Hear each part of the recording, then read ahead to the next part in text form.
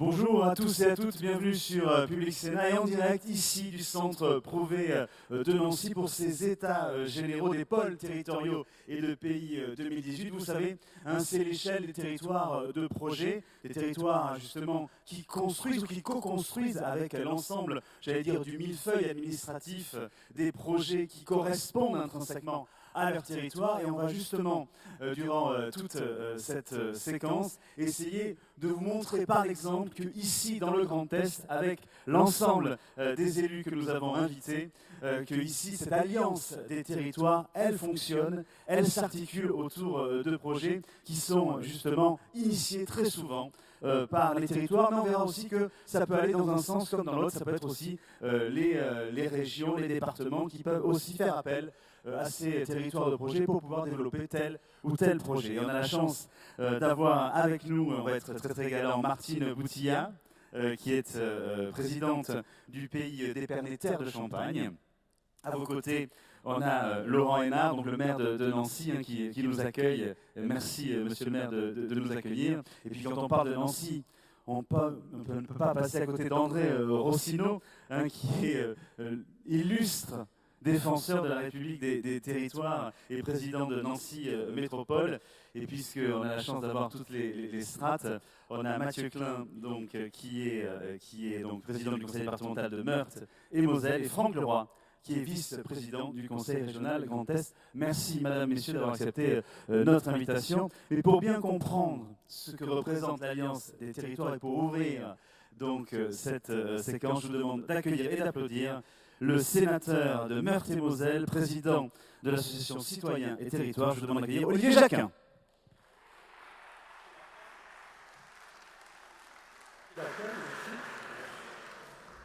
Monsieur le sénateur. Merci de me faire un accueil comme ça, dites donc.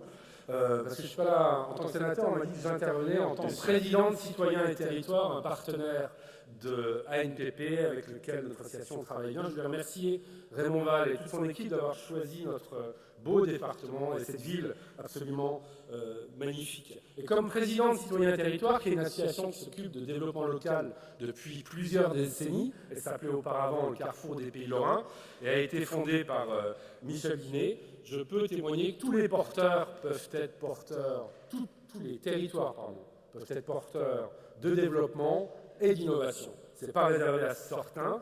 On sort enfin d'un tunnel d'une quinzaine d'années dans lequel le développement productif, c'était les métropoles, et pour les autres, du développement résidentiel au mieux, voire pas grand-chose. On sort enfin de cette logique-là pour aller sur une vision des territoires peut-être plus réaliste aujourd'hui. Et cette question de l'alliance entre territoires, elle me semble absolument pertinente, mais elle nécessite au moins deux conditions essentielles. De l'estime entre les territoires qui veulent coopérer, pas de relation de condescendance, et considérer, comme l'a dit André Rossino ce matin, que tous les projets de territoire s'équivalent, au moins du point de vue démocratique, et se respectent comme tels. Et puis, la question est plus que pertinente parce que les périmètres administratifs sont aujourd'hui totalement outrepassés par les modes de vie de nos concitoyens. C'est une réalité dans le domaine de l'économie, des mobilités, de la santé, de l'attractivité. Impossible, aucun périmètre n'est suffisant pour coopérer. Il faut absolument travailler avec les voisins. Et je crois qu'ici, on a des bases plutôt positives. Avec une table de discussion assez originale qui s'est mise en place grâce à des élus visionnaires. Un Scott parmi les plus grands de France, c'était une audace à l'époque où il a été imaginé. Et entre la métropole et les territoires périphériques, on a un espace de discussion plutôt bien structuré, mais il faut dire que pour concrétiser des projets, ce n'est pas une mince affaire. Quand il faut partager des responsabilités, partager des promesses de richesse, partager des enjeux de pouvoir, eh bien, il y a loin de la coupe aux lèvres. Et je crois n'offenser personne en disant ça, particulièrement en songeant à un des dossiers qui m'affectionne le plus, les questions de mobilité, ici, mais vous pourrez en reparler. En conclusion, on a besoin, pour ces dialogues, pour ces coopérations, d'une ingénierie stratégique de projet, mais dans tous les territoires, pas dans la métropole pour desservir les autres. Il faut l'avoir, c'est une condition qui fait défaut, particulièrement dans les territoires fragiles, que peuvent être les espaces périurbains, les villes moyennes, les bourgs-centres, le rural, bien évidemment. Et je vous avouerai que il ne s'agit pas de tendre la main quand on dit qu'on a besoin d'une ingénierie stratégique de projet. On a compris que le contexte d'aujourd'hui, avec des finances raréfiées, il faut quelque part les territoires s'organisent, se donnent les moyens. Mais je suis assez sceptique quand je lis le rapport Morvan, extrêmement intéressant par ailleurs, que des réponses puissent intervenir par ce biais-là. Je suis assez prudent, on va voir, puis il faut espérer le mieux. De même, je suis assez sceptique aussi quand l'État donne de l'argent aux métropoles en disant coopérer avec les voisins, puis personne ne contrôle comment est utilisé cet argent. Ça me pose question. Donc cette ingénierie est indispensable pour penser non seulement au projet territoire, mais des projets dans le projet territoire qui peuvent être publics-privés, qui peuvent être strictement publics, mais qui permettent de faire émerger des solutions nouvelles. Donc je pose cette question à l'État et la région peut-être particulièrement. Alors comme il n'y a pas l'État, c'est la région qui répondra. Toc, Franck, bonjour. Qu'est-ce que font l'État et la région pour favoriser les alliances qu'ils promeuvent par ailleurs? Je vous remercie. Merci beaucoup Olivier Jacquin. On peut là aussi vous applaudir et vous remercier d'avoir déjà introduit une base et un certain nombre de questions qu'on va se poser durant toute cette table ronde. Mais j'aimerais commencer cette table ronde avec vous, Martine Poutillard, parce que vous êtes présidente donc, du pays d'Épernay, terre de Champagne. Et j'aimerais que vous puissiez illustrer justement à l'échelle de votre pays comment justement s'articule cette coopération entre les différentes échelles du Grand Est. Alors nous avons un pays qui peut être à géométrie variable dans son périmètre en fonction des questions que nous sommes amenés à traiter et en fonction des thématiques, parce que les thématiques appellent des définitions précises. Donc pour ce qui me concerne, je peux être amenée à travailler avec le parc naturel régional de la montagne de Reims. Cette coopération s'est faite lorsqu'on a été candidat au label Territoire à énergie positive pour la croissance verte, parce qu'il faut dire qu'au pays d'Épernay, je n'avais qu'un collaborateur, et le parc naturel de la montagne de Reims avait un ingénieur thermicien. Donc nous avons fait du rapprochement de compétences pour que nous soyons plus performants dans notre candidature. Et notre candidature a été retenue et nous avons été gratifiés de 2 millions d'euros de l'État.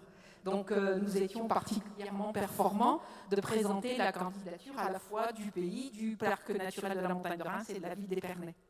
Nous avons travaillé à plus grande échelle, c'est-à-dire avec le pays de Reims quand il existait encore, et puisqu'aujourd'hui c'est devenu Reims Métropole, et avec le pays de Châlons, quand nous avons lancé des études sur les mobilités sur le territoire, parce que en fait le pays d'Épernay se trouve dans un triangle contenu dans le triangle que sont la ville de Château-Thierry à l'ouest, la ville de Reims au nord et la ville de Châlons à l'est. Donc évidemment la mobilité se fait à l'intérieur de ce bassin de travail, de ce bassin de vie. Donc nous avons travaillé avec ces deux pays à la fois pour les études sur la mobilité et sur les études pour les énergies renouvelables.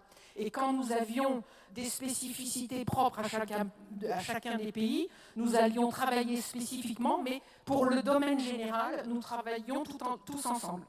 Aujourd'hui, je travaille avec un autre pays encore sur la question de la plateforme de transition énergétique. Nous étions juste à la frange de ce que la région acceptait, c'est-à-dire nous sommes à 85 000 habitants. La région pensait que la bonne jauge était plus près de 100 000.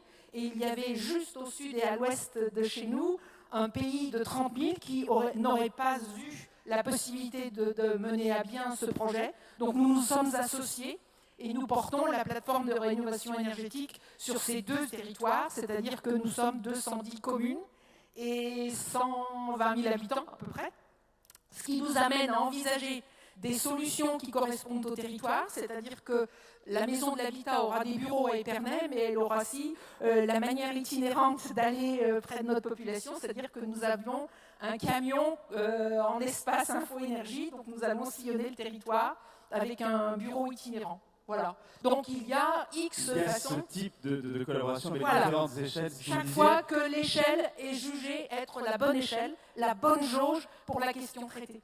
Alors, ce qui m'intéressait aussi dans la discussion préparatoire qu'on a eue, c'est ce que je disais d'ailleurs en introduction de mon propos, c'est que vous considérez justement ce territoire de projet comme à la fois effectivement réceptacle, peut-être de projets, vous pouvez pour d'autres justement Tout à fait, être réceptacle, mais aussi force de proposition. Exactement. C'est-à-dire que nous avons aussi répondu à des appels à manifestation d'intérêt, parce que nous pensions que notre territoire avait tout à fait la couleur, l'appétence et le besoin de ce qui nous était proposé. Alors c'est le cas du TEPCB par exemple, c'est le cas du guide du routard. Je pense que je vais faire plaisir à nos deux interlocuteurs qui sont au premier rang. Et puis nous avons aussi force de proposition, c'est-à-dire que quand nous avons envie de développer une idée qui nous paraît être particulièrement opportune pour notre territoire, c'est ce que nous faisons, et nous allons chercher des soutiens auprès de l'État, auprès de la région, auprès du département, en fonction des besoins et en fonction des possibilités qui nous sont offertes. Donc c'est à deux sens, c'est ascendant et descendant à la fois. C'est ça l'intérêt, je pense. Laurent Hénard, vous qui êtes maire de Nancy, mais aussi vice-président de la Multipole, du Multipole Sud Lorraine.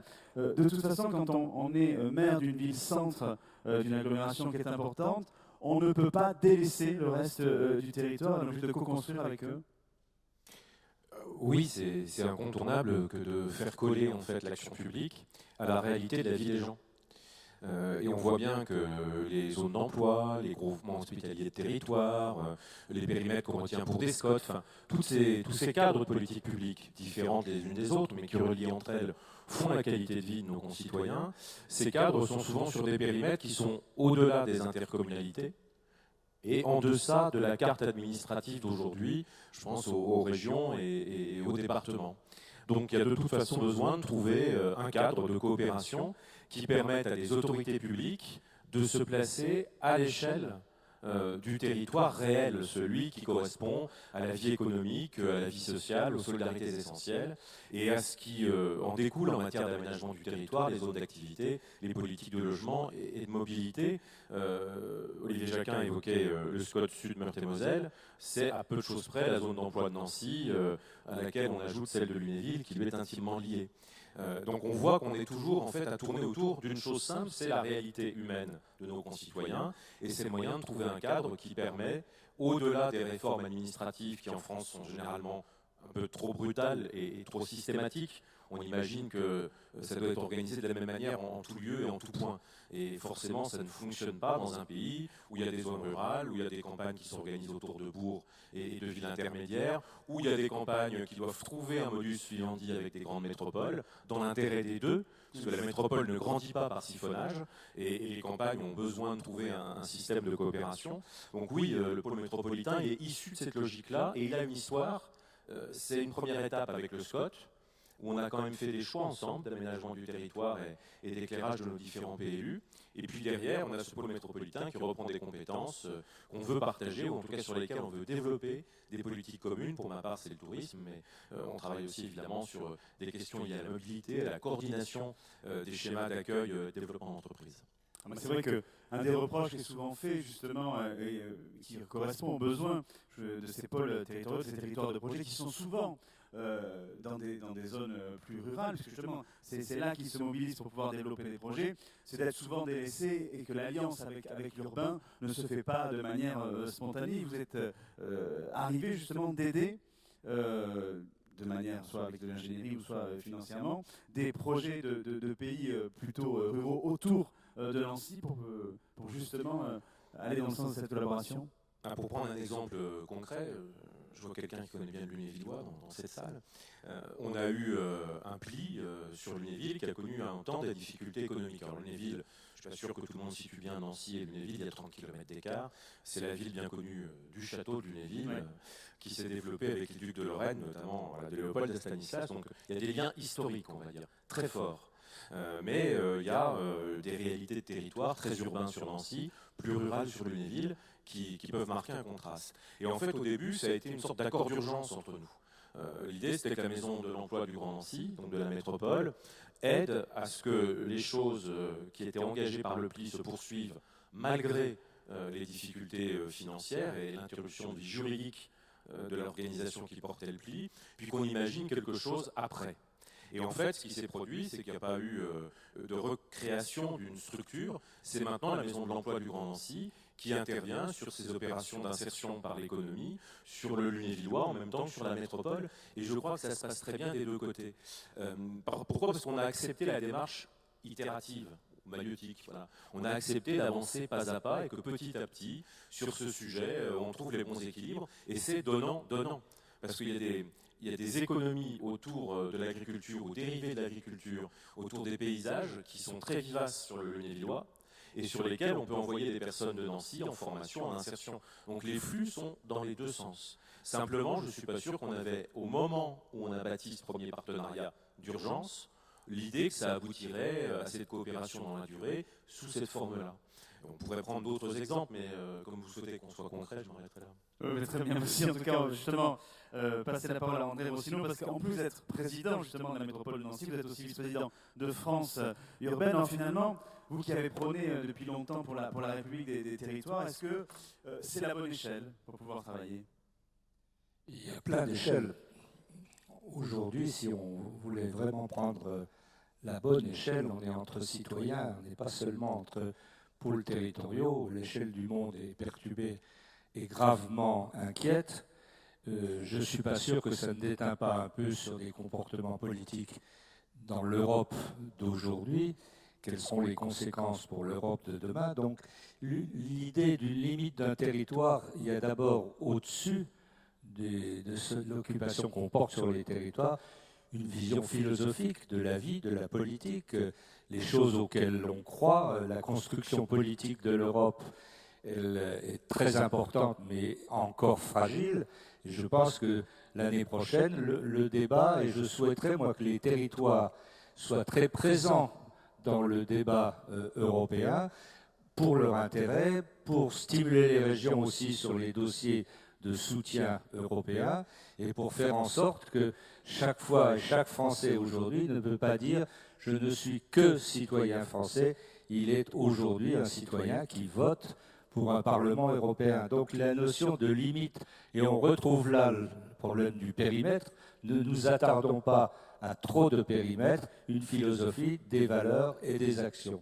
Alors sur la problématique, je dirais, de l'innovation, nous avons créé le premier pôle métropolitain dit du Sillon lorrain en 2010 et 2011. La loi date de 2010.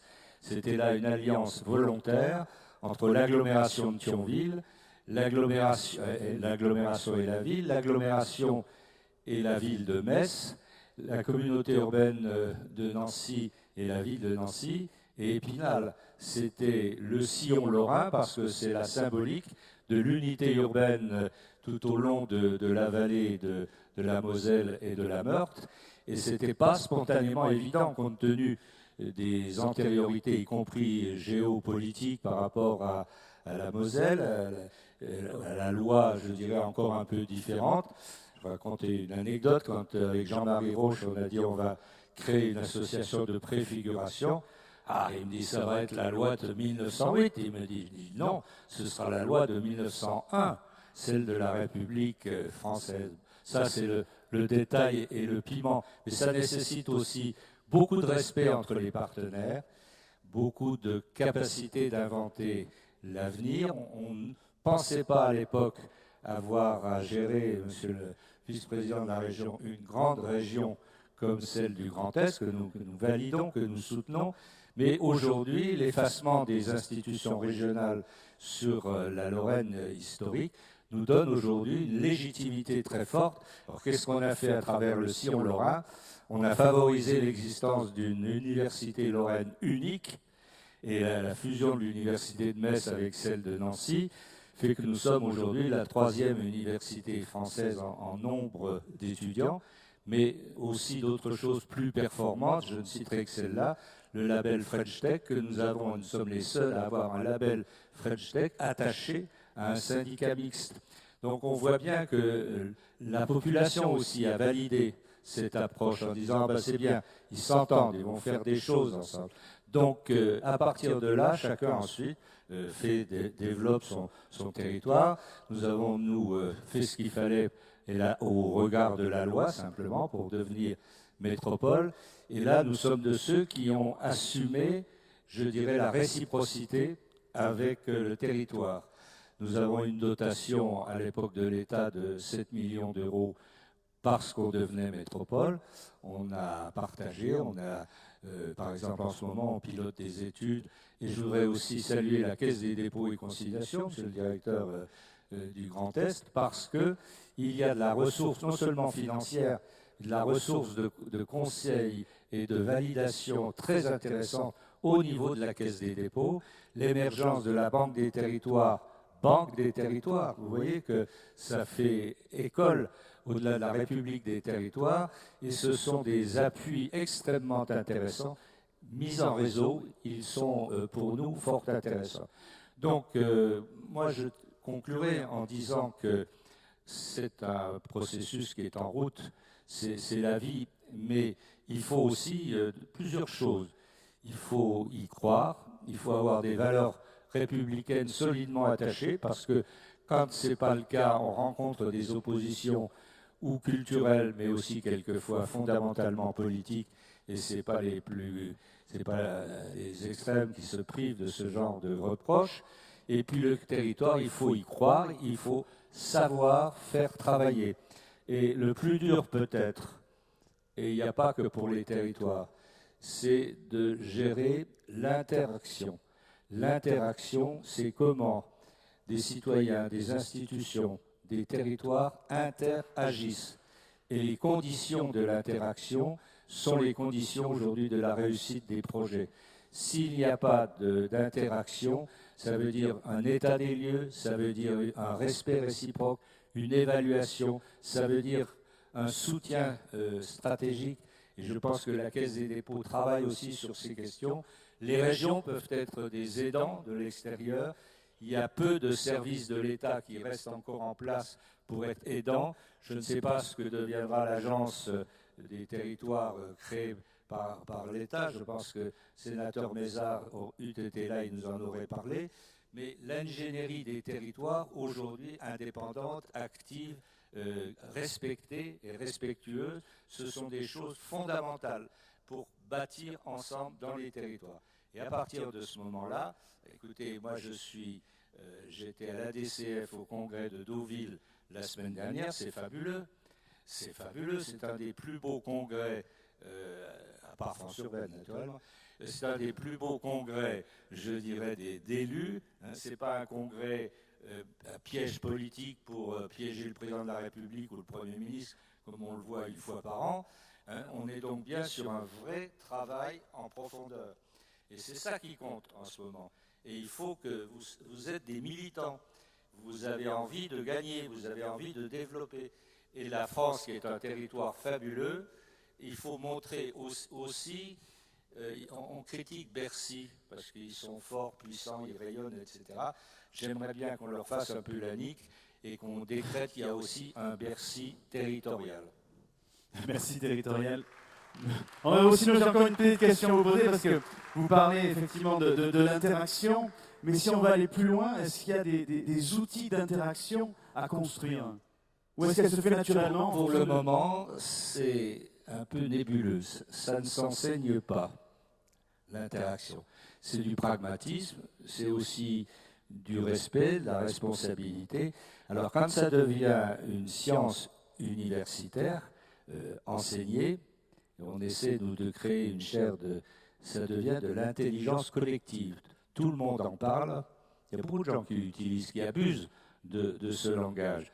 Mais l'interaction, ça conduit à l'intelligence collective, et ainsi de suite. À partir du moment où le cercle vertueux est constitué, on est sur une logique aujourd'hui de progrès. Et c'est cette vision de ne pas regarder dans le rétroviseur, et puis de faire confiance aux femmes et aux hommes qui sont dans les territoires. Sortir également du travail exclusif des assemblées, des conseils municipaux, des maires, pardon de le dire, ou des présidents d'intercommunalité ou de pôles. Il faut que ce soit toute la société qui soit en interaction. C'est-à-dire que les pépites économiques, culturelles, sociales, etc. des territoires doivent se mettre ensemble pour bâtir un projet. Ça n'est pas un projet de territoire. Le projet de territoire, c'est un projet technique entre collectivités pour cofinancer telle ou telle chose. Le vrai projet aujourd'hui de territoire, c'est un projet de société. Et de ce fait, avec la société qui existe dans sa globalité dans chaque territoire, vous avez à ce moment-là une émulsion, un accord. Il y a des richesses exceptionnelles dans les territoires. Il y a des talents autres que les talents d'élus. Et l'interaction, par contre, c'est les élus qui ont cette responsabilité. Et s'ils ne le font pas, c'est inquiétant, c'est des territoires qui vont rester un peu en retrait. Alors Mathieu Klein, président du conseil départemental de Meurthe-et-Moselle, quand on entend André Rossino qui appelle justement à l'interaction, malgré tout, quand on regarde de votre vigie départementale, comment on fait pour éviter ne serait-ce que la compétition même entre les territoires et comment vous pouvez, j'allais dire, être facilitateur de cette interaction qu'appelle André Rossino de ses voeux? En Meurthe-et-Moselle, c'est assez facile, parce que d'abord, nous sommes un département culturellement, si vous me passez le néologisme, plus territorialiste que départementaliste.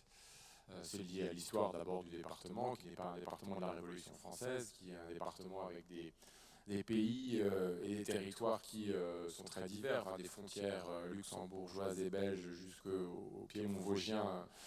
Vous avez là des espaces de vie qui ne sont pas toujours connectés les uns aux autres. Parfois, j'utilise l'image d'une Meurthe-et-Moselle avec 3 capitales, Luxembourg, Metz et Nancy. 2 sur les 3 ne sont pas dans le département, mais ça correspond aujourd'hui à la réalité du bassin de vie des Meurthe-et-Mosellaises et des Meurthe-et-Mosellans. Si vous habitez à Longwy, à Villerue, à Longuillon ou à Thil, vous êtes tous les jours ou presque au Luxembourg ou en Belgique, peu à Metz, pas du tout à Nancy, je caricature un peu. Si vous êtes à Briey, vous êtes un peu au Luxembourg, beaucoup à Metz et très peu à Nancy. Si vous êtes à Pont-à-Mousson et jusqu'à Lunéville, oui, là vous êtes autour dans le rayonnement. D'ailleurs, c'est le rayonnement du SCOT Sud 54, qui était le plus grand SCOT de France à sa création. C'est aussi un département qui a vu naître les premiers pays, enfin le pays du Val-de-Lorraine porté par Jacques Chérec, le pays de Colombey porté par Michel Dinet qui fut longtemps le fondateur, le président de l'UNADEL avant ou en même temps que sa présidence du Conseil général de Meurthe-et-Moselle. Bref, nous avons un écosystème très territorialisé. Ensuite, la coopération, moi je pense que c'est absolument la voie de l'avenir.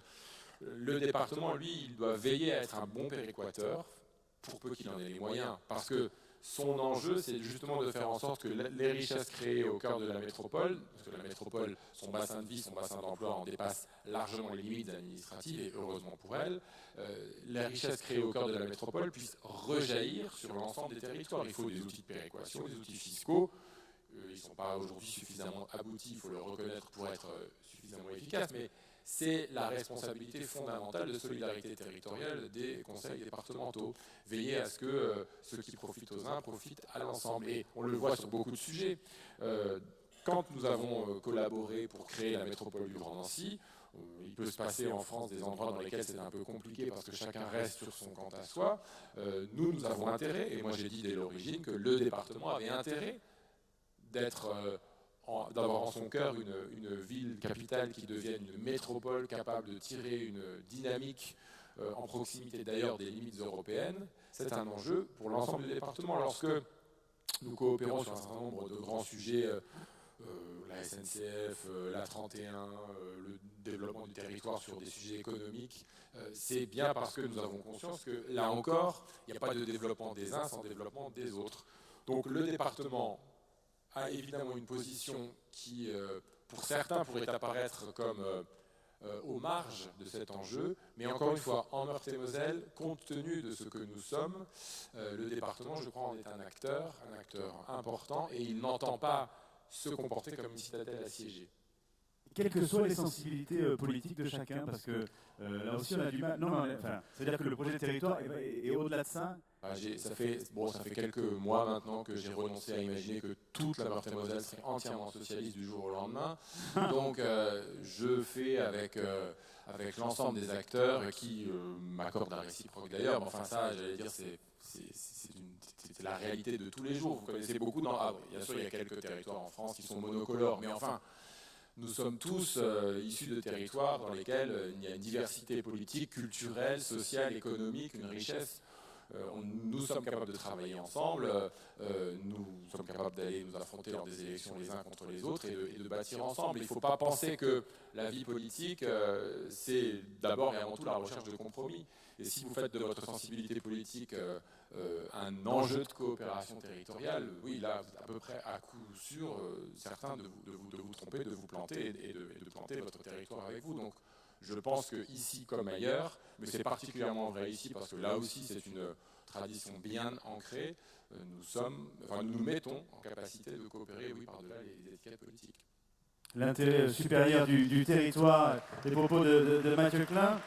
Franck Leroy, vous qui représentez évidemment le conseil régional du Grand Est, puisque vous en êtes vice-président chargé de la cohésion territoriale, je vais tout nommer de la contractualisation et de l'équilibre des territoires, on est en plein cœur vraiment de votre portefeuille. Et puis on va le dire pour que ça soit aussi très clair pour tout le monde, vous êtes l'ancien président du pays d'Épernay, terre de Champagne, que préside maintenant Martine Boutilla. Tout ça pour dire que, évidemment, ces territoires de projet, vous les connaissez bien. Et deux, même question un peu que Mathieu Klein, comment on peut réussir à développer les complémentarités, parce qu'on considère souvent la région comme, on va dire, c'est pas la bande des territoires, mais comme souvent un guichet où on vient juste chercher de l'argent. Alors, développer les complémentarités, c'est le bon sens même. Vous avez rappelé que j'avais été le président d'Épernay autrefois, du pays d'Épernay, pardon. À l'époque, on avait un peu plus de centaines de communes. Et quand on avait créé l'association pour créer le pays, certains s'étaient dit il faut qu'on ait un président rural et un président urbain. C'était une aberration parce qu'évidemment, un territoire, c'est des élus qui, comme l'a dit Mathieu Klein, sont capables de se parler au-delà de leur communauté d'origine, au-delà de leur parti politique. Et je n'ai pas le souvenir que sur ces territoires, le mien comme d'autres, les considérations politiciennes aient pris le pas sur l'intérêt des territoires. Je pense qu'être capable de se parler, de s'entendre, de se respecter, de construire ensemble, c'est ce qu'on fait tous les jours et quel que soit le niveau des collectivités. En France, on bat le record sans doute mondial des communes. 45% des communes de l'Union européenne sont en France. Et la région qui compte le plus de communes, c'est la région Grand Est. Autant dire que si j'extrapole, la région Grand Est est la région qui compte le plus de communes en Europe. Ça veut dire que ces acteurs doivent se parler.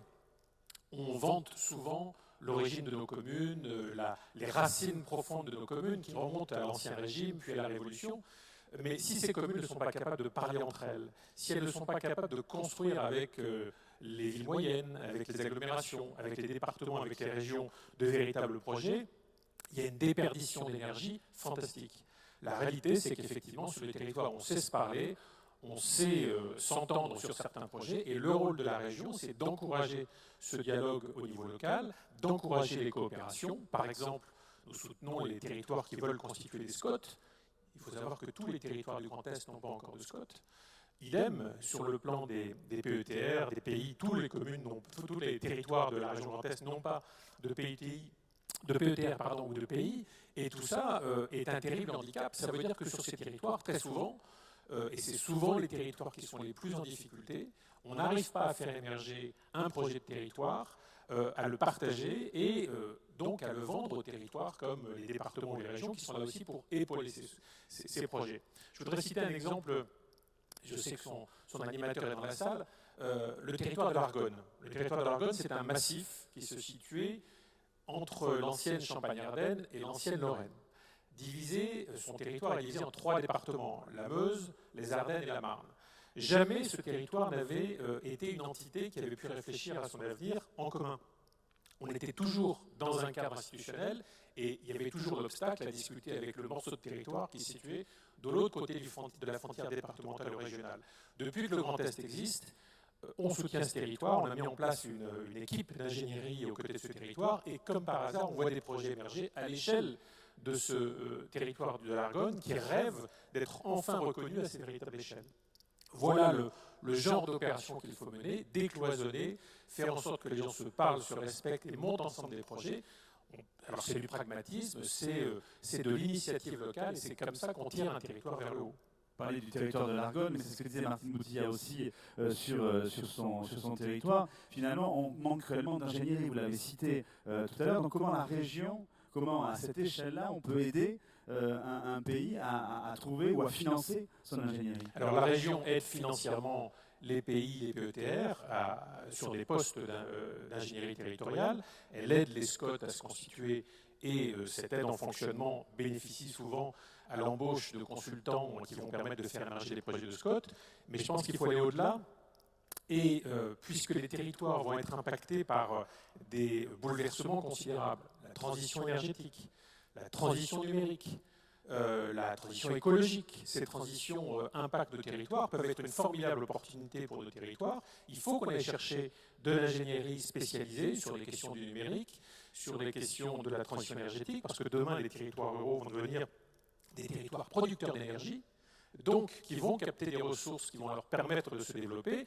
Et il va de soi que ces territoires n'ont pas cette ingénierie en interne, d'où la nécessité d'aller les chercher, d'où la nécessité de travailler avec la Banque des territoires, qui va être un partenaire extrêmement important dans ces opérations. C'est comme ça qu'on va apporter une ressource intellectuelle nouvelle à ces territoires pour qu'émergent des projets qui, demain, tireront l'ensemble du territoire derrière eux. Et pour vous, l'ingénierie mutualisée, parce qu'en fait, évidemment, ça va dans le sens aussi des restrictions budgétaires, donc ça va dans le bon sens, elle doit être portée par qui et à quelle échelle? Alors, elle peut être portée par des EPCI, elle peut être portée par des pays, très souvent. Pourquoi les pays? Les pays du PETR, souvent, correspondent à ce qu'on appelle un bassin de vie. Alors que très souvent, même si les intercommunalités ont grandi ces dernières années, on a encore beaucoup d'intercommunalités qui se partagent un même bassin de vie. 3, 4, 5 encore font partie d'un même bassin de vie. Donc l'échelle pertinente, c'est souvent le bassin de vie, donc le PETR ou le pays. Parfois, c'est de très grandes intercommunalités. On les a appelées XXL, on les a baptisées comme cela, mais c'est parfois une réalité. Mais il faut trouver, Martine Boutial le disait tout à l'heure, l'échelon pertinent. Il peut être à un certain niveau pour une problématique liée par exemple à la transition énergétique. Il peut être à un autre niveau s'agissant de la mobilité. Je crois qu'il faut travailler avec des géométries adaptées aux différents enjeux du territoire. Et par exemple, concrètement, Martine Boutial, vous qui avez maintenant votre maison de l'énergie sur votre pays, vous envisagez facilement, pour un pays qui aimerait justement en développer une, de prêter, entre guillemets, votre ingénierie pour qu'il puisse la développer après ensuite? De toute façon, je pense qu'il faut effectivement trouver les compétences là où elles sont, les associer, parce qu'effectivement, il faut essayer de rationaliser au mieux de ce que l'on peut faire. Donc on a des échanges à pratiquer les uns avec les autres. Là, il y a un conseiller au parc naturel de la montagne de Reims, il y a un conseiller en énergie partagée. Et bien, il est évident qu'on va utiliser les ressources de cette personne pour donner un rayonnement supplémentaire à la maison de l'habitat que nous avons. C'est une évidence. C'est-à-dire qu'on fait des échanges de compétences, ce qui est complètement légitime. Là où nous aurons un collaborateur qui sera plus doué ou mieux à même de traiter des dossiers de manière administrative et bancaire et fiscale, eh bien, on aura la compétence technique dans le territoire d'à côté. Mais ce n'est pas un problème, parce qu'en plus, on se soutient les autres dans les difficultés, on s'apporte des idées, et je trouve que ce ne peut être que générateur d'énergie et de dynamisme. André Rossino, est-ce que c'est ça? Vous savez, il y a des fonds européens qui vont être en discussion dans quelques mois, puisqu'il faut aussi redéfinir ce que vont être les fonds européens adossés justement à la politique territoriale. Est-ce que c'est pas ça, dans un contexte compliqué, le secret, une mutualisation à tous les niveaux? Oui, une mutualisation justement d'ingénierie, peut-être de financement. Si vous avez un bon projet partagé, c'est l'intérêt général. Et à ce moment-là, j'ai l'impression que depuis que la gestion des crédits européens se fait au niveau des régions, que les choses se passent mieux, les délais seraient raccourcis. J'ai pas. Enfin, c'est pas toujours évident. C'est pas toujours évident. Alors que font les régions, monsieur le vice-président? La difficulté tient aussi au pointillisme de certaines réglementations qui ne s'adaptent pas toujours aux réalités locales, qui sont très différentes d'un territoire à l'autre. Et on se heurte parfois à la difficulté d'interpréter tel ou tel texte ou telle circulaire, ce qui est totalement incompris, et je peux l'entendre ainsi par les élus des territoires, alors qu'effectivement ces consignes sont souvent pondus, on va dire, dans des officines, dans des bureaux très éloignés du terrain. C'est déjà mieux géré par les régions que par l'État. Ça, c'est une certitude aujourd'hui. Mais il faut le temps que les régions se mettent en marche, et c'est bien. Bonne chose, parce que région et Europe, ça va bien ensemble aussi.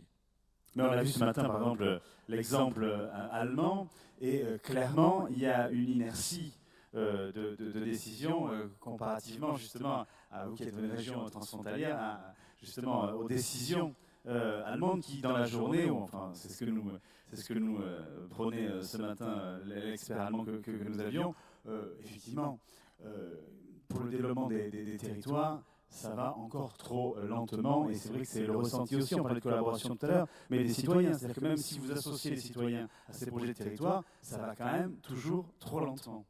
Parce qu'il y a un divorce consommé entre, je dirais, certaines habitudes administratives européennes ou au niveau de l'animation des territoires, et puis la rapidité, l'accélération extraordinaire de la vie dans les territoires.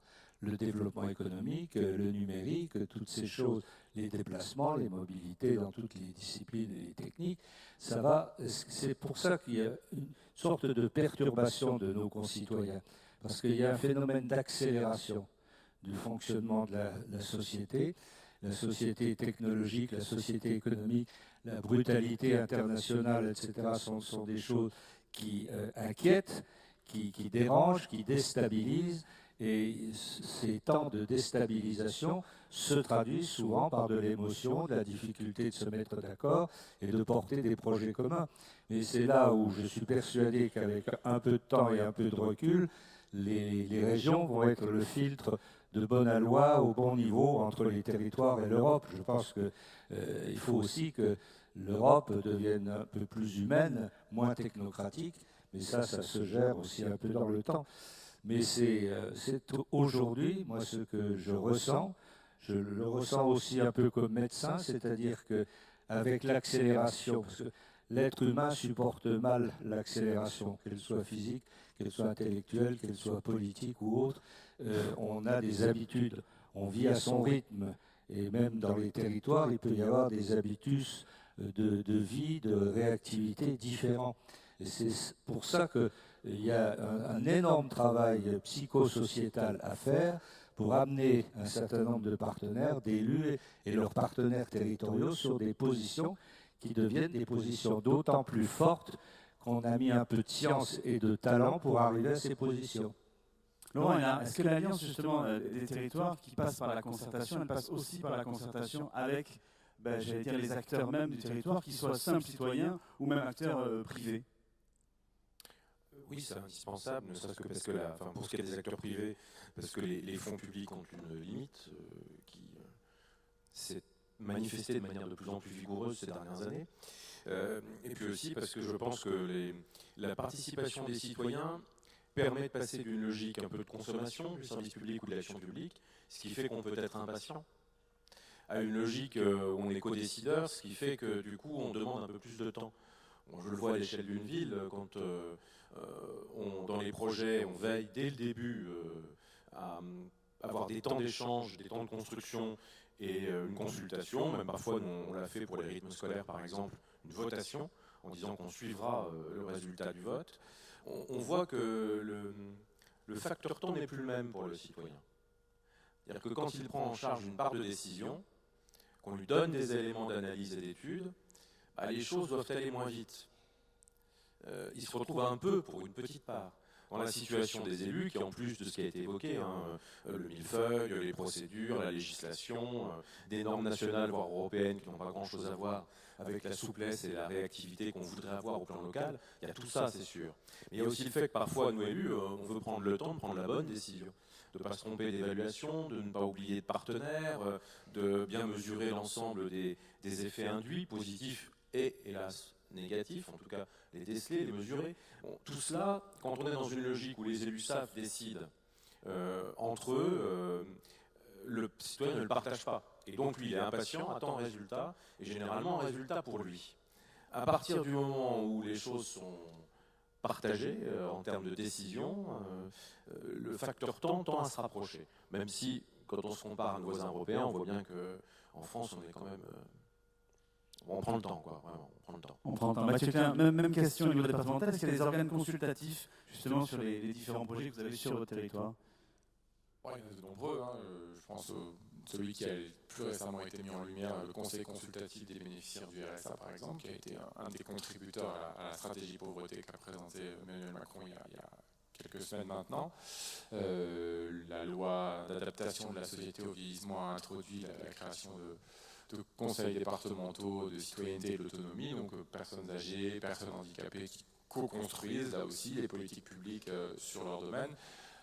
Sur un tout autre registre, là, qui est celui du volontariat, il y a maintenant une petite quinzaine d'années, le Conseil général de l'époque, et j'avais en charge à l'époque la participation dans l'exécutif, avait mis en place le premier jury citoyen de France autour de la question de la sécurité routière, notamment la présence de l'arbre au bord des routes et de la gestion conjuguée des enjeux environnementaux et des enjeux sécuritaires, ce qui avait donné lieu à des débats absolument passionnants et à une inflexion progressive de la politique départementale en matière d'aménagement de la voirie, par la prise en compte vraiment d'une démarche citoyenne ascendante qui n'était absolument pas inscrite à l'époque, en tout cas dans le registre des objectifs politiques de la collectivité. Donc, mais c'est l'essence même d'un pays. Enfin là, ce dont on parle, c'est l'essence même d'un territoire qui se construit avec les acteurs, à partir de la réalité de la vie des acteurs, à partir de l'envie des acteurs, pas d'une collectivité qui a un certain nombre de contraintes et d'abord et avant tout d'obligations, un cadre réglementaire. C'est l'idée d'un pays et l'idée des projets de territoire portés par les pays, c'est l'idée vraiment d'une mobilisation de la société. Un territoire, il est fait par les gens qui y vivent, par les gens qui y travaillent, les gens qui s'y cultivent, qui y consomment, qui s'y éduquent. Et sa force, c'est justement de faire en sorte que les acteurs s'en emparent. Pas uniquement les élus, mais les acteurs, les habitants. Et cette richesse-là, je trouve qu'elle est extrêmement importante, y compris pour les collectivités partenaires, parce qu'à nous de nous en inspirer, ce que nous faisons en Meurthe-et-Moselle depuis longtemps, je l'ai dit, mais c'est une source d'inspiration qui est particulièrement utile, parce qu'au moment où on continue à disserter les uns et les autres à l'infini sur la crise démocratique qui n'en finit pas, le rejet de la politique, la montée des populismes, le territoire de projet est un remède parmi d'autres, mais un remède essentiel à cette crise démocratique qui dure, et c'est la raison pour laquelle il devrait retrouver dans le débat démocratique français une place plus puissante aujourd'hui. Franck Leroy, même question, et peut-être un point plus spécifique sur l'alliance et sur la consultation avec les partenaires privés. Parce que là aussi, vous pouvez être un facteur de catalyseur pour pouvoir trouver aussi ces partenaires privés en fonction des projets. Alors aujourd'hui, il n'y a pas un niveau de collectivité qui peut faire abstraction de cette consultation, de cette participation des citoyens. Je pourrais citer le Conseil régional des jeunes qui a été mis en place il y a à peu près un an, mais on a aussi des formes de consultation ou de co-construction qui, via Internet notamment, permettent d'accueillir des contributions. Je vais prendre l'exemple du SRADET, le schéma régional d'aménagement, de développement durable et d'égalité des territoires, qui a été construit avec les territoires. Je crois que tous les territoires qui sont quasiment dans cette salle ont contribué d'une manière ou d'une autre, ont fait remonter des idées, ont participé à des séminaires avec nous, ont réagi sur le premier jet de ce SRADET il y a quelques mois de cela, et nous continuons aujourd'hui à intégrer les remarques. Ces remarques viennent aussi bien des territoires que des acteurs privés du territoire, des fédérations professionnelles, je pense par exemple à la Fédération des transports, la Fédération du bâtiment, les grands énergéticiens, tous les acteurs des territoires, publics ou privés, participent à cette réflexion globale, parce qu'on ne peut pas imaginer demain que la région qui s'est vue investir d'un pouvoir de définir un schéma régional d'aménagement qui aura une dimension prescriptive, le fasse sans consulter les territoires.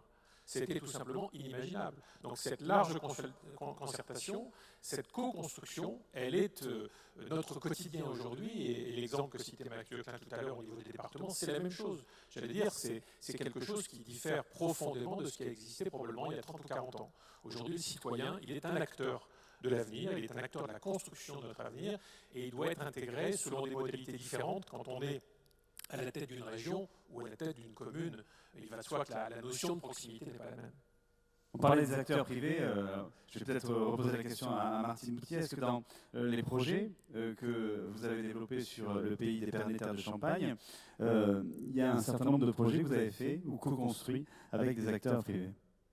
Alors, je dois dire que je ne suis pas du tout un exemple en la matière, parce que le pays d'Épernay s'est transformé en PETR l'année dernière, et donc je devrais avoir cette ressource des citoyens qui participent avec le Conseil de développement, mais que je n'ai pas encore eu le temps de mettre en place, mais que je vais mettre en place très rapidement, parce que je pense qu'il est capital d'avoir la société civile à nos côtés pour participer à notre réflexion, pour l'alimenter et même pour la booster également. Ça me paraît une évidence. Mais pour l'instant, je ne suis pas exemplaire du tout. Justement, il y a des défis qui restent là aussi à mener. On va prendre vos questions, les questions que vous avez à poser à nos 5 invités dans la salle. Et pour ça, vous faites un petit signe et je vous demanderai de vous présenter et de poser votre question. Donc n'hésitez pas sur la première qui est toujours difficile à poser. Un petit bras qui se lève. Manifestement, la salle, c'est toujours la première qui est toujours un petit peu difficile à poser. Oui, madame. Oui, bonjour, merci pour vos interventions. Élise Levinson de l'association Sol et Civilisation. J'ai une question en fait par rapport aux relations avec le monde agricole, parce que vous avez, à la table ronde de ce matin aussi, beaucoup parlé de mobilité, de numérique, d'aspects sociaux. Et je voulais savoir dans quelle mesure le monde agricole et ses acteurs, que ce soit les agriculteurs eux-mêmes ou tous les acteurs qui tournent autour des activités agricoles, constituent, notamment pour les métropoles, des acteurs ressources dans ces liens entre les territoires, et notamment entre territoires urbains et territoires ruraux. Merci. Merci. Franck Leroy. Oui, j'évoquais tout à l'heure les concertations ou les consultations qui ont lieu dans le cadre du SRADET, par exemple. Il est clair que le monde agricole s'est manifesté très fortement à l'occasion de l'élaboration de ce schéma, notamment sur la problématique de consommation du foncier. Puisque si on laisse les territoires se développer, et ils se sont développés fortement depuis des dizaines d'années, ils consomment un espace naturel et un espace agricole extrêmement important. Et là, il y a un vrai sujet de débat entre un monde professionnel extrêmement important dans notre région Grand Est, qui est la première région agricole de France, et en même temps, les contraintes liées au développement du monde urbain, qui a, lui, besoin d'espace pour se développer. Donc là, il y a un travail très concret qui est fait en la matière, que ce soit la FDSEA, les FDSEA du territoire ou la Chambre régionale d'agriculture ont pris des positions très fortes pour demander à la région d'essayer de faire en sorte, dans ce SRADET, de limiter la consommation d'espaces fonciers, parce qu'effectivement, ça devient une véritable difficulté. En même temps, on sait très bien qu'il existe, et qu'il va exister de plus en plus, des modes d'agriculture urbaine qu'il va nous falloir développer, sur des zones en friche à l'intérieur des agglomérations, au cœur des villes, quand on parle notamment du péril que représentent les îlots de chaleur dans la ville, ça passe effectivement par une réintroduction de la nature dans la ville, ça peut être aussi, j'allais dire, un partenariat mené avec le monde agricole. Donc c'est l'exemple type d'un sujet sur lequel, entre les aspirations des élus et les réactions du monde professionnel, les uns ne peuvent pas faire sans prendre en considération le point de vue des autres. Alors, je vais vous faire tous intervenir, ne vous inquiétez pas. André Rossineau, là je m'adresse plus au vice-président de France Urbaine, parce que justement c'est ça, un peu le lien de France Urbaine, c'est de faire le lien entre le rural et l'urbain quand même. Oui, mais c'est aussi un long travail. Aujourd'hui, nous avons des groupes de travail sur la question alimentaire, par exemple, sur les problèmes, je dirais, de périmètre à urbaniser. Et là, on est dans une démarche, comme ça vient d'être expliqué par Franck, positive, ouverte, on dialogue, on n'est pas toujours d'accord, mais c'est un sujet, la question alimentaire. Par exemple, nous développons un projet alimentaire au sein de la métropole. On fait travailler beaucoup de secteurs différents. Et il y a une appétence là aussi, sur la vie quotidienne, sur l'alimentation qui provient du monde rural, qui est vendue dans les agapes. Enfin, on a aujourd'hui un véritable échange interactif sur les problèmes d'alimentation, comme sur le problème du verdissement des villes, du fleurissement. Il y a toute cette approche, je dirais, qu'on pourrait appeler de politique douce, qui sont pratiquées aussi au niveau des métropoles et France urbaine au niveau national a beaucoup de contacts avec l'ensemble, je dirais, des acteurs socio-professionnels, parce que ce qu'on fait au niveau des territoires doit être fait et projeté au niveau national, ou l'inverse. Ça arrive aussi qu'on développe des thèses et des thèmes et qu'on invite, je dirais, les métropoles à se projeter sur des démarches d'initiative, d'invention, d'avenir, parce que ainsi va la vie, et la vie va vite. Donc, quand je vois partout réintroduire de la verdure dans les villes, sur les murs, un peu partout, c'est aussi aujourd'hui des choses, c'est pas ce qui coûte le plus cher, mais c'est ce qui, dans l'équilibre, je dirais, qui est toujours difficile à acquérir, peut considérer et mettre nos concitoyens en situation, je dirais, de bonheur positif, de vivre dans une approche ouverte aussi à la nature. Laurent, sur ce sujet. Oui, brièvement, ce que vient de dire André est fondamental. Il y a une attente maintenant des habitants, effectivement, habitants de la ville, pour vivre au mieux, qu'il y ait une plus grande place de la nature dans la cité, pour qu'eux aussi ils aient accès à des produits de qualité. Ça nécessite qu'on travaille sur les qualifications et les métiers et les formes d'exploitation économique. Je prends un exemple concret de ce que je veux dire. On a engagé un travail avec la métropole sur les questions de transition écologique dans la ville pour essayer d'éclairer justement tous les documents d'urbanisme qu'on va devoir prendre, puisqu'on passe en plan local d'urbanisme intercommunal. Et on voit que, par exemple, on a deux sujets sur lesquels on ne peut pas faire sans: les métiers, les savoir-faire, peut-être une évolution aussi de ces métiers, des savoir-faire et de l'organisation du secteur agricole. On va rendre des terres, l'objectif fixé est 150, si possible 160 hectares de terres aujourd'hui constructibles qui vont devenir des espaces protégés qui ne pourront être dédiés qu'à l'agriculture ou à des formes de travail agricole. On ne va pas générer encore plus d'exploitants agricoles, vu les difficultés qu'aujourd'hui beaucoup d'exploitations rencontrent dans leur vie quotidienne. Donc comment, avec les territoires ruraux autour de la métropole, on va réussir à faire en sorte que ces terres reclassées soient exploitées, préservées? Comment ça peut aider d'ailleurs les agriculteurs qui sont déjà là, qui ont bien du mal à boucler les fins de mois, à vivre mieux. Deuxième exemple, les cantines. On a pris l'engagement sur 3 ans d'augmenter la part de bio de 10 à 15, de 15 à 20, de 20 à 25. Et on voulait faire la même chose sur la part de produits régionaux, de circuits courts. Le problème, c'est que pour l'instant, les deux sont pour une part contradictoires. C'est-à-dire, si je monte trop vite sur le bio, la production locale n'est pas suffisante pour alimenter les restaurations et les plans de restauration collective que gère la ville.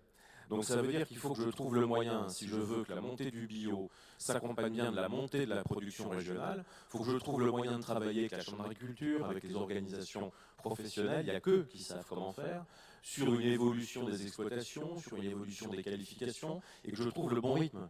Parce que si faire 25% de bio, ce qui fera assurément plaisir à une partie sensible de ma population, sensible à ces questions, ça aboutit à ce que le bio en question vienne en avion, sur le plan écologique, je n'aurais pas marqué beaucoup de points.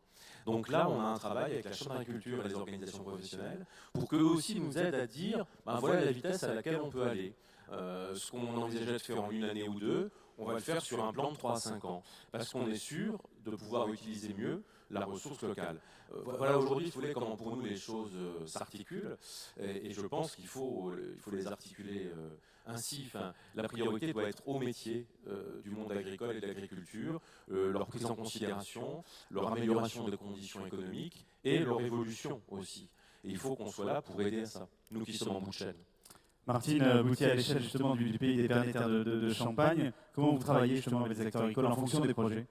Alors ce que je voulais dire en fait, c'est que le pays avait eu à faire son plan climat, air, énergie territorial, évidemment. Il l'avait traité en 2007. Aujourd'hui, il y a de nouveaux plans à faire et c'est de l'ordre de la compétence des intercos.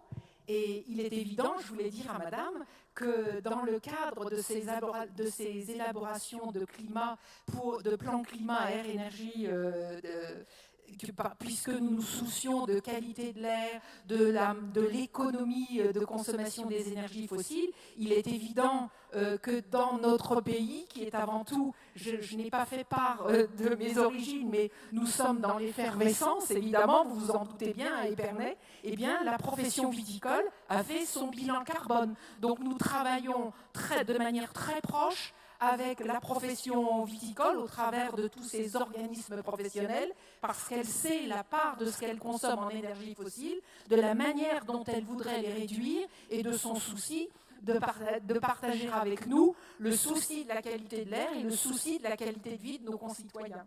Donc c'est une évidence que nous sommes très proches du monde agricole, ça va de soi. Et puis évidemment, on se soucie aussi du monde agricole. Nous sommes sur une région où nous sommes une région avant tout céréalière, mais il y a aussi aujourd'hui des gens qui veulent faire la conversion de leur exploitation pour rentrer dans les circuits courts. Et c'est évidemment un mouvement que l'on encourage, ça va de soi. Mathieu Klein, le mot de la fin sur ce sujet. Là aussi, vous avez une vigie départementale, notamment sur le levier de la restauration collective, parce que la loi Egalim aujourd'hui va aussi faire en sorte qu'il va falloir développer un peu plus de production locale. Oui, sans attendre la loi, nous avions déjà pris ce chemin il y a maintenant une petite dizaine d'années en Meurthe-et-Moselle, en justement travaillant sur ce que nous avons appelé d'abord l'expérimentation des paniers, c'est-à-dire faire en sorte qu'il y ait au moins 1 ou 2 fois par mois dans les cantines des collèges des repas entièrement confectionnés à partir de produits issus de l'agriculture locale, avec pour vocation aussi ensuite de pouvoir faire le relais avec les parents consommateurs, parce que l'idée des circuits courts dans la restauration scolaire, c'est aussi la participation à l'éducation au goût, à l'attention justement à la production locale, au monde agricole qui entoure la vie des familles, et le lien doit se faire, et bien sûr que les collectivités peuvent y contribuer. Mais il y a un autre élément sur lequel je voulais insister, même si les relations entre le monde agricole et le département sont des relations très intenses depuis longtemps dans beaucoup de départements de France. Bon, la loi NOTRe les a un peu complexifiées, il faut le reconnaître aujourd'hui dans le lien entre département, région, aide économique et monde agricole. On est un peu dans une boucle aujourd'hui qu'il faudra améliorer, mais au-delà de ça, nous travaillons actuellement par exemple sur un projet d'acquisition de foncier agricole pour favoriser le développement des circuits courts. Parce que notamment, si on prend l'exemple du maraîchage, aujourd'hui, il y a à l'évidence une offre insuffisante. Et cette offre insuffisante, elle génère du coup, il y a parfois pour la restauration scolaire, pour rester sur cet exemple-là de la restauration hors domicile, une difficulté à trouver de l'approvisionnement. Donc, il faut qu'on soit dans une logique là aussi vertueuse. La taxe d'aménagement qui est prélevée par les conseils départementaux peut être utilement utilisée aujourd'hui à ces réflexions d'avenir qui allient à la fois le renforcement de la production agricole d'un territoire et la dimension écologique qui aujourd'hui, je crois, ne font plus qu'une. Merci, il est grand temps pour moi maintenant de vous remercier, mesdames et messieurs, d'avoir participé à cette table ronde sur l'Alliance des territoires avec l'exemple du grand texte. On a essayé d'être concis, mais il faut dire que le nombre de sujets était dense. Merci beaucoup à vous, merci aux téléspectateurs de Public Sénat de nous avoir suivis. Et on se retrouve très vite sur Public Sénat.